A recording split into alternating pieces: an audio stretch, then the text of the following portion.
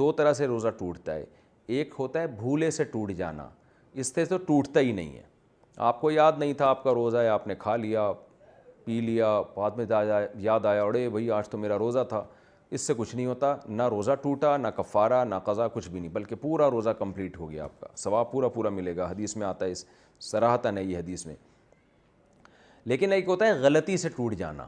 غلطی کا مطلب یہ ہوتا ہے کہ مسٹیک ہو گئی آپ سے, یعنی آپ کلی کر رہے تھے, ایک دم غلطی سے پانی حلق میں چلا گیا, تو آپ کے نہ چاہتے ہوئے حلق میں اتر گیا پانی, تو روزہ تو ٹوٹ جائے گا, اس لیے کہ بھولے سے تھوڑی ہوا ہے, تو روزہ تو ٹوٹ جائے گا. لیکن غلطی سے جب روزہ ٹوٹتا ہے تو کفارہ لازم نہیں ہوتا, صرف قضا لازم ہوتی ہے, لیکن اس روزے کو کنٹینیو کرنا پڑتا ہے, یعنی کھانا پینا کی اجازت آپ کو نہیں ہوتی.